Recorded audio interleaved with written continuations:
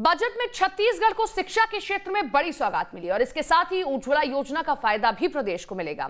माना जा रहा है कि प्रदेश में 2 लाख से ज्यादा गैस के नए कनेक्शन बढ़ेंगे, लेकिन आर्थिक मोर्चे पर राज्य को निराशा हाथ लगी है। छत्तीसगढ़ को शिक्षा पर बड़ी सौगात, लेकिन बाकी मुद्दों पर खाली हाथ।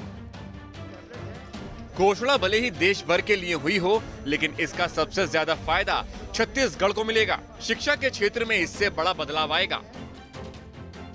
आदिवासी इलाकों में 758 एकलव्य स्कूल खोले जाएंगे। छत्तीसगढ़ में कम से कम 100 स्कूल खुलेंगे। एक एकलव्य स्कूल पर 38 करोड़ रुपए खर्च होंगे। प्रदेश के पहाड़ी और दुर्गम इलाकों में आवासीय स्कूल का रास्ता साफ हो गया है। शिक्षकों की नियुक्ति से रोजगार के अवसर बढ़ेंगे। 85 विकास खंडों में से 14 में अभी एक भी स्कूल नहीं है। अभी प्रदेश में 16,000 छात्र एकलव्य विद्यालय में पढ़ रहे हैं। जहां 50% से अधिक आबादी आदिवासियों की होती है, वहां एकलव्य स्कूल खोले जाते हैं। प्रदेश में अभी 71 एकलव्य आवासीय विद्यालय संचालित हैं। दरअसल छत्तीसगढ़ के पिछड़े इलाकों में बच्चे शिक्षा से वंचित रह जाते हैं। ऐसे में माना जा रहा है कि एकलव्य स्कूल से प्रदेश के बच्चों को बड़ा फायदा होगा। खास बात यह है कि शिक्षा पर अब राज्य सरकार अपना बजट कुछ कम कर सकती है। शिक्षा की बात छोड़ दे तो बाकी क्षेत्रों में प्रदेश को निराशा ही हाथ लगी है। इसीलिए कांग्रेस केंद्रीय बजट को घोषणा पत्र बता रही है। आंकड़ों के मायाजाल में पूरे देशवासियों को भ्रमित करने का इस बजट ने प्रयास किया। मुझे ऐसा लगता है कि इससे ज़्यादा निराशाजनक कोई बात हो नहीं सकती।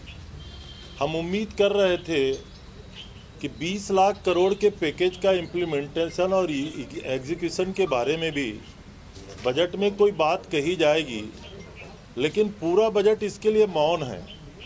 दुर्भाग्य हमारे राज्य के लिए और है कि संपूर्ण बजट के भाषण में छत्तीसगढ़ के नाम का जिक्र तक नहीं हुआ है। छत्तीसगढ़ के लिए एक बहुत बड़ी उपलब्धि होगी कि 758 एकलव्य रेजिडेंशियल स्कूल खोले जाएंगे आदिवासी इलाकों में। तो छत्तीसगढ़ के आदिवासी इलाकों को बहुत बड़ी मात्रा में एकलव्य रेजिडेंशियल स्कूल्स मिलेंगे और 15,000 से ज़्यादा स्कूलों की गुणवत्ता में सुधार किया जाएगा।